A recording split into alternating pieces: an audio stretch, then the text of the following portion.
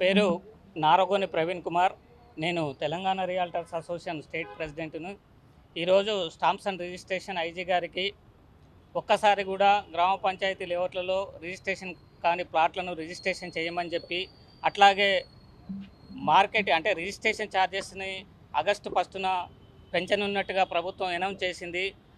వాటి గురించి ఇవాళ మేము ఐజీ గారికి వినతి పత్రం ఇచ్చాము. దీనివల్ల కొనుగోలుదారులను రియల్ ఎస్టేట్ వ్యాపారులు ఇబ్బంది పడుతున్నారు. అవి రిజిస్ట్రేషన్ చేసినట్లయితే ప్రభుత్వానికి కూడా 2,000 కోట్ల ఆదాయం వచ్చే అవకాశం ఉంది. అట్లాగే ఇప్పటికే హైదరాబాద్ నగరంతో పాటుగా తెలంగాణలో ఉన్నటువంటి అన్ని నగరాల్లో ఒక ప్రభుత్వ ఉద్యోగి కూడా 200 గజాల్లో ఇల్లు కట్టుకోవడానికి చాలా కష్టమవుతున్నది. ఇప్పటికే రిజిస్ట్రేషన్ భూముల రేట్లు పెరిగినాయి, రిజిస్ట్రేషన్ ఛార్జెస్ పెరిగినాయి, ఎల్ఆర్ఎస్ ఛార్జెస్ పెరిగినాయి, పర్మిషన్ ఛార్జెస్ పెరిగినాయి. ఇంకా కూడా రిజిస్ట్రేషన్ ఛార్జెస్ను పెంచడం అనేది సమంజసం కాదు.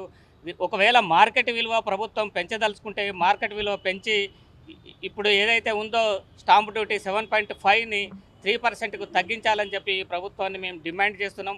లేకపోతే రాబోయే ఎన్నికల్లో ఈ ప్రభుత్వం ప్రతికూల పరిస్థితులను ఎదుర్కోవాల్సిన అవసరం వస్తుందని చెప్పి మేము తెలియజేస్తున్నాం.